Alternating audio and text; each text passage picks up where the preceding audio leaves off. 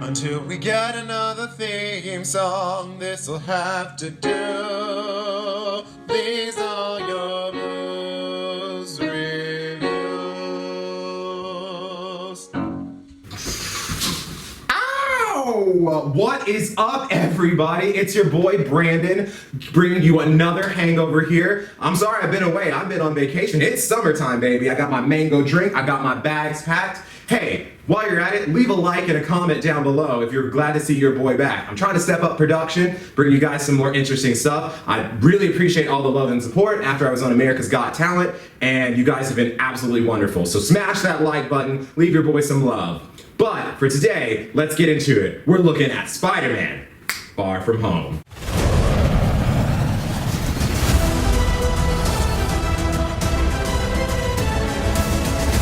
Who is that guy? He's like Iron Man and Thor rolled into one. He's no Spider-Man. What is it with you and Spider-Man? But he looks out for the neighborhood, has a dope suit, and I really respect him. Sup, dickwad?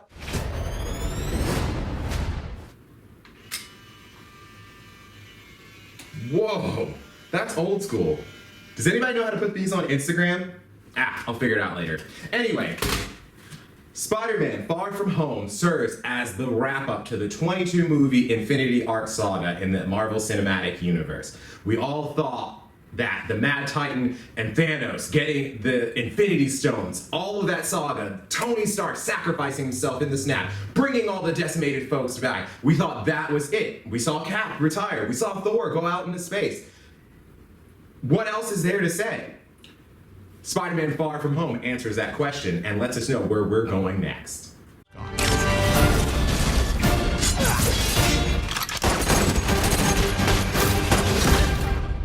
You gonna be the next Iron Man now? Well, no, I don't have time. I'm too busy doing your jobs. Oh. I'm kidding. Look, keep up the good work because I am going on vacation. So, before I continue, this is your fair warning. There will be spoilers. I know the movie just came out on July 2nd. I went and saw it that very day. Some people saw it at midnight. But if you're watching this video, hopefully you've already seen the movie and you're ready to talk with your boy. So, let's get to it. Spoilers ahead. Spider-Man: Far From Home is the second in the Marvel Cinematic Universe's version of Spider. First, we saw him in Spider-Man: Homecoming, played by Tom Holland. And in that film, it was a breath of fresh air. We had young 16-year-old Peter Parker. We had Zendaya as Mary Jane. We had the incredible Michael Keaton as the Vulture, the villain of that film. And it was just wonderful to see Spider-Man home in the MCU, wisecracking with the light jokes and everything that we're known for. And Tom Holland does a great job portraying Spider-Man in that film. So a lot of people were wondering, how are we going to follow up on that? How can Spider-Man, who was sort of the young, immature one through his appearances in Civil War, through Homecoming, Infinity Wars, that heartbreaking decimation scene with him, and Endgame, he played an important role in helping the superheroes to victory. How is this movie going to wrap all of that tension and experience up while letting us know what's coming next? Thankfully, the folks over at Marvel know what they're doing, and it did just that. I just want to spend some time with MJ. I think she really likes me, dude. That reminds me when I first fell in love. I had just finished my film copy.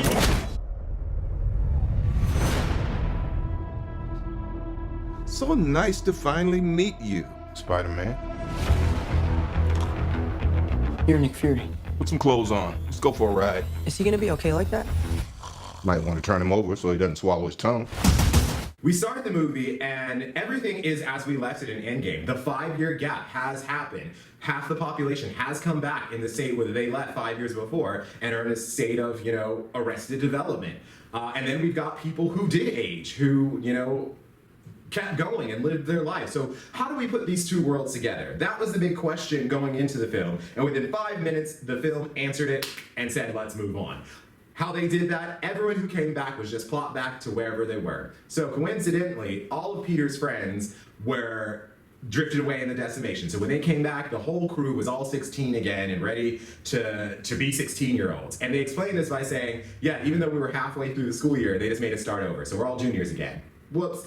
Okay, and so then with that out of the way, with all that big kerfluffle out of the way, we can just have a movie. And I like that they chose this because I didn't want a big, long, drawn-out explanation. I didn't want to see, people suffering. We saw Cap dealing with, decimation survivors. We kind of saw, how that played out. So I wanted to get straight to it, and they got straight to it. Peter feeling the weight of all the being a superhero, everything, the weight of Tony Stark, being a mentor father figure to him, all of that. Peter just wants a break. And trust me, I think we've all been there. We all just want a break. So his class is going on a trip through Europe for the summer, and he's excited because he likes MJ. He likes Mary Jane. And this is the time where he's going to tell her how he feels on this trip. So he's created this long, elaborate plan to just be a regular guy and express his love for MJ, and hopefully they're going to get together on this summer trip. That's his whole goal. You look really pretty. Therefore, I have value. No, that's not I'm right. messing with you. You look pretty too. And it seems like everyone else in the whole entire world and universe have different goals for him.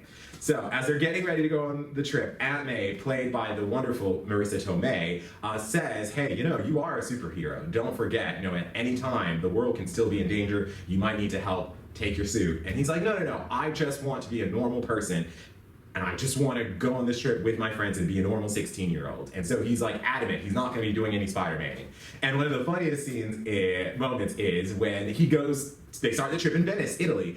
And when he goes through security, they said, can we check your bag? And he's like, sure, I have nothing in there. Open the bag. Aunt May has put a suit in there and says, call it my Peter Aunt Tingle. So there's this recurring joke that since it's the beginning of Spider-Man, he doesn't have his Spidey sense yet. He hasn't developed that sense, and he kind of has it, and Aunt May calls it his Peter Tingle, to the hilarity of everyone. I love that name. Just keep it the Peter Tingle. So her Peter Tingle says that he might need the suit, and of course we wouldn't have a movie if he didn't. So they're in Venice. The class is there. Ned is back. His best friend. He explains the plan. I'm gonna get this necklace for MJ in Venice. When we go to the Eiffel Tower, I'm gonna give it to her on top of the Eiffel Tower. And we're gonna, it's so 90s rom-com, and I live. If you are a person like me who grew up with the 90s cartoon, or you grew up just in the 90s era, we had everything. We had great music, TLC, Tupac, the Spice Girls, Britney Spears was coming out, and we had all these teen romantic comedies, Can't Hardly Wait, She's All That. Yeah, so this is putting me in that vibe, but at the same time, it's a Marvel superhero movie, so there's gotta be a twist. While they're in Venice, we see a water monster come and decimate the city of Venice. It's destroying the canals, and Peter is like, oh crap, I gotta spring into action. And as he's going to fight, up pops out Jake Gyllenhaal's Mysterio.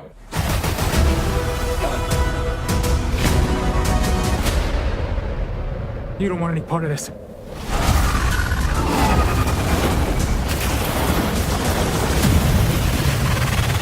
He seemingly is a good guy, and he is, taking on the elemental monster, and he is, combating everything, and he is being praised as a hero. So he defeats the water monster in Venice. He is praised as a hero. Tom Holland, the Spider-Man, Peter Parker, introduces himself, and they get to chatting. During this time, Nick Fury calls Peter and is like, hey, back in Mexico, there was another monster, and I talked to Mysterio, and these things are coming in from his dimension. And so for the first time, the Marvel Cinematic Universe teases the multiverse. And this is something we saw in the trailers. We saw mention of the multiverse. There was a lot of theories about the multiverse. And so Nick Fury is like, hey, Spider-Man, you gotta help us. He says these things are gonna pop up in these spots here in Europe, and you gotta be ready to help us with it. And Peter's like, thanks, but no thanks. I know Tony trusted me with his technology and his arsenal after he left. Tony leaves him a pair of glasses called Edith, which works as sort of a Jarvis system, but in this side, Edith stands for even dead, I'm still the hero. Even dead, I'm the hero. Ah, gotcha. And so we see that, this is always playing in Peter's mind. Am I gonna be good enough for Tony, as Tony was? Can I fill his shoes? Can I step up to the plate like he did? Everywhere I go, I see his face. I just really miss him. Yeah, I miss him too.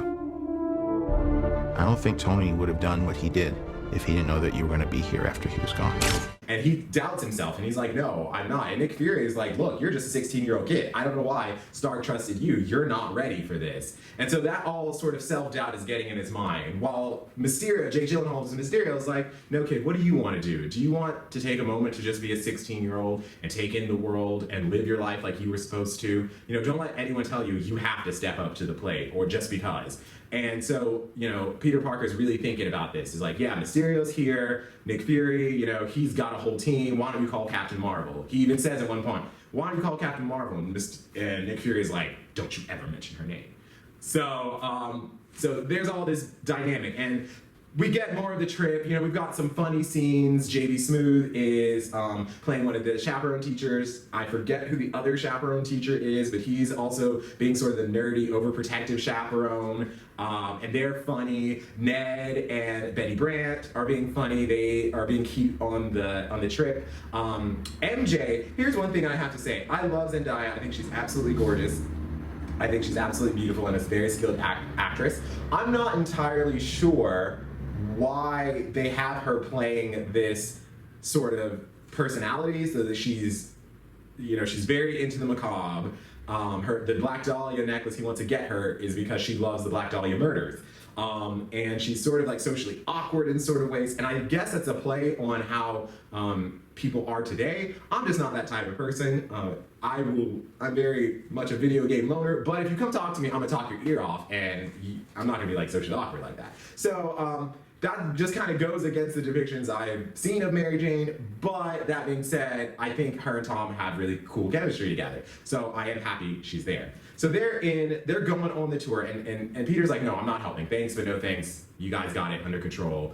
And Nick Fury is like, okay, you're ghosting me. You're gonna turn me down? I'm Nick Fury, mother. Describe what Marcellus Wallace looks like. What? Say what again? Say what again? I dare you. I double dare you, motherfucker. Say what one more goddamn time. Okay, so he basically rewrites the trip. Instead of going to Paris, they're now going to Prague, which is the next location where the next monster should be, according to Mysterio. And, you know, so he's kind of commandeered the trip to make sure Spider-Man gets there. And so we kind of go through this whole thing. And I thought the movie did a very good job. They introduced Mysterio. They made me believe, like, if you've seen the cartoons, you know Mysterio is a villain. You know Mysterio in some versions of the comic series is the one who kills Uncle Ben, who we've not seen in the MCU. So, and Mysterio is one of my favorites because he's a man of magic, and I love magic. Thinking that, I'm like, okay, they're convincing me that, the MCU is known to take liberties, so it's fair enough that they wanted their Mysterio to be a good guy. Jake Gyllenhaal is a wonderful actor. He's like, who could step in from an RDJ? He could. And so I was very much believing that everything he was saying. So we go through, these monsters are coming out, Mysterio and Spider-Man, they're fighting them off, they're getting more intel, they're trying to figure out what's going on. And I like that the movie kept us, they kept the audience. A lot of times we'll know as the audience that someone's not as what they seem before the characters do, dramatic irony. And this time we are kept in the dark way until the moment pretty much everyone else is caught up to speed on who Mysterio is. So, turns out that Mysterio was the one who created the barf technology. And he was angry at Tony, that he always lived in Tony's shadow, and Tony made a mockery of his life's work. And in order to get revenge, he kind of manipulates Peter. So it turns out that he is using the hologram barf technology to project these monsters and these battles as drone, through the use of drones. And I thought this was a really cool scene. They're at a bar, and at one point he is like, hey man, you gotta be your own person. And Peter Parker's like, yeah, I do, but Tony Stark said to be the next Iron Man, he trusted me. He didn't say I had to be it, so he hands over the Edith system to Mysterio. And Jake puts it on, and I'm like, okay, cool, yeah, we got a new leader. Peter leaves the bar, and all of a sudden Jake gets up and is like, well, we did it, and reveals that and like all these employees that were mad at Tony Stark, that felt neglected, abused, what have you, they were all joining his team and they were all helping. So we had a script writer to write the script of what the story was. We had a costume designer to design his costume. We had special effects people. You know, we've got a whole team. And so I love this because it takes us back to the comics where Mysterio didn't really have powers. He was just a special effects wizard. He was just a master of illusions and special effects. And so I thought this was really cool that they showed that he wasn't, you know, all powerful or anything. He's just a man that has this bomb ass technology and knows how to use it. And so we sort of get this thing where we find out that he wants to take Nick Fury down because he thinks Nick Fury is the only one that can figure him out and stop him from being, you know, the beloved hero that he wants to be. And Spider-Man kind of puts this together, and so he's like, okay, well, crap, I gave it away, and he's the one that is really causing all of this, so what do we do? So he goes to find Mysterio, get the system back, right the wrongs. And the best part of the movie for a hippie, you know, dark side of the moon, sync up to the Wizard of Oz sort of guy that I am, were these Mysterio Spider-Man fights. The visuals on them were so trippy. It was like an acid trip through Alice in Wonderland. I got my life. I'm telling you, I was in that theater packed at 11 o'clock in the morning, just getting my life. So shout out to the special effects teams. Shout out to the people who created and thought of those concepts. We see like Spider-Man not knowing what's real, like flashing back to different versions. We're seeing, you know, him being hit by trains and just all these things that aren't really there until he finds out like he's actually just outside a factory when Mysterio wipes away the illusion. You know, Spider-Man's like, crap, he's got the tech. I gave it to him. He's got this power. He's after Fury. What do I do? And finds out like Mysterio's planning another attack in London. So our big climax comes in London where Mysterio's goal is to create a big chaos that he can save and he can solve, proving that he's the hero that should be praised. He's going to also take out Nick Fury, and so he doesn't have anyone to stop him should he be found out. Spider-Man gets there in time, of course, with the help of Mary Jane and Ned and all the crew who, you know, are being targeted by Mysterio since they're friends of Spider-Man. Classic trope we've seen before. So the MCU is definitely keeping those things together. One thing that I liked in this climax is that while Spider-Man's doing this and he's, you know, fighting through the drones, everything is drones. They're all projections. And Mysterio's literally just standing there, you know, controlling everything on his little gadgets. His team is doing their thing to reject this. And at one point, Spider-Man is like, okay, well, I need to stop him. Knowing that he's been tricked by the visuals, he closes his eyes.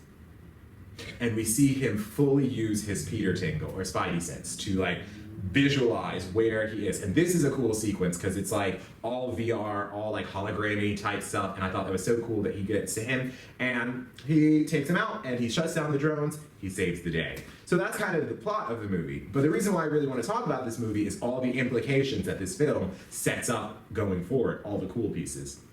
So at the end of the movie, we have our final as we're wrapping up, we see Spider-Man and Mary Jane back in New York, and they're slinging, and he's taking her on a web sling ride. And I thought to myself, I was like, okay, well, we've not been in New York the whole entire time.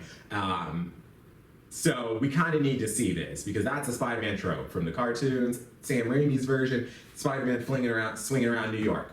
So I was like, okay, that's cool. And then the credits started. I was like, okay, but this is Marvel, so I wonder what end credits. You know, Endgame didn't have end credits, but that was understandable because it was really a conclusion. What are we gonna have here? So in a mid-credits scene, we see Spider-Man land, drop Mary Jane off, and they're just talking in Times Square, and on the screen pops none other than J.K. Simmons as J. Jonah Jameson. There you have it, folks. Conclusive proof that Spider-Man was responsible for the brutal murder of Mysterio, an interdimensional warrior who gave his life to protect our planet, and who will no doubt go down in history as the greatest superhero of all time. I tell you, the audience lit up. We clapped, we cheered, we hollered. My fraternity brother, shout out to Phi Nu Alpha Symphonia, my fraternity brother, J.K. Simmons, was on the screen back as J. Jonah, and I got my life. And so J. Jonah is now playing sort of a Alex Jones, you know, Bill O'Reilly, conspiracy theorist, sort of journalist, and he says he has exclusive footage from Mysterio before he died. Here's the real blockbuster. Brace yourselves, you might want to sit down. Spider-Man's real name is Spider-Man's name is Peter Parker. And in this footage, Mysterio, before he died, like, cobbled this footage together saying, you know, my name is Mysterio, I'm trying to save everything, but Spider-Man's got the Tony Stark technology, and he edits a clip making it seem like Spider-Man was the one behind this, and he also says his name is Peter Parker and shows his face. So Spider-Man has been unmasked, unwigged, he's gooped, he's gagged.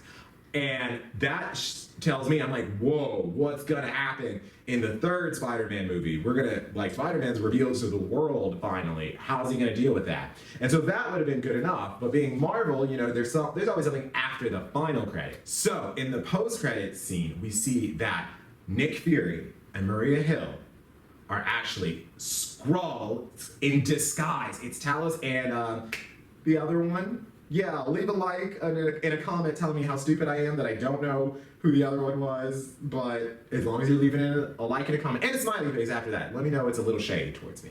But we see that for this movie, Nick Fury hasn't even really been there. It's been a Skrull in disguise. And we cut to a scene of Nick Fury, like me, drinking a tropical drink with his feet kicked up in front of a sandy beach, and we pull out to find out he's just in a little room on a spaceship surrounded by thousands of Skrull.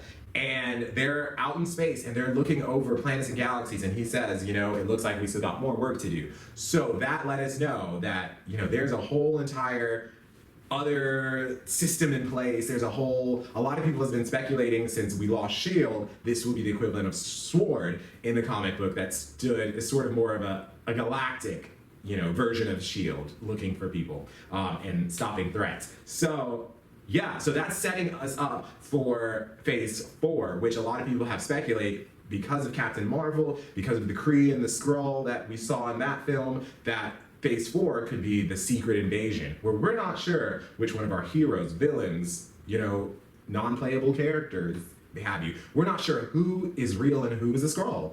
And I thought that was absolutely brilliant. I thought that was a perfect way to tie everything together and point us in the right direction.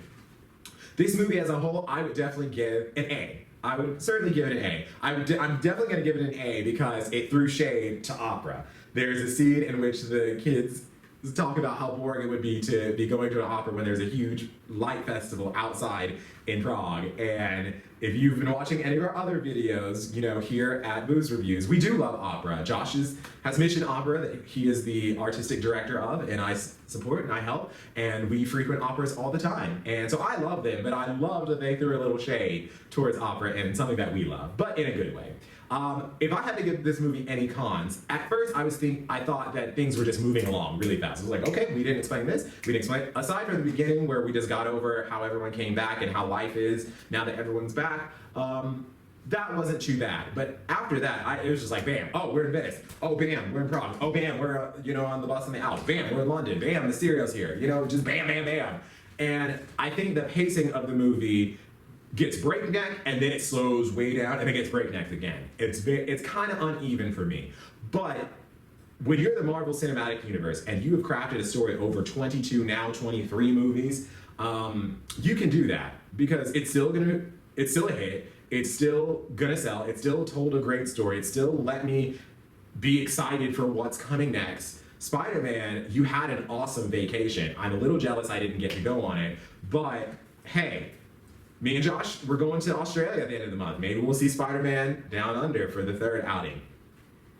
Either way, I hope you've enjoyed this review. Please, once again, leave a like, comment, and subscribe to my channel. I know it's summertime and, you know, things are going to slow down a little bit because we're out traveling, seeing the world. I hope you are too. But just remember that you are important and you are loved and you are valuable. And if you're struggling with anything, reach out. Reach out to someone you trust. Feel free to reach out to me because I've been there. And, you know, we can get through this together. I know sometimes in life, the most important thing a person could want to hear is not a solution to their problems, but just to know that somebody cares about their problems and them. So, until next time, this has been Brandon's Hangover. I'll catch you later. Ow!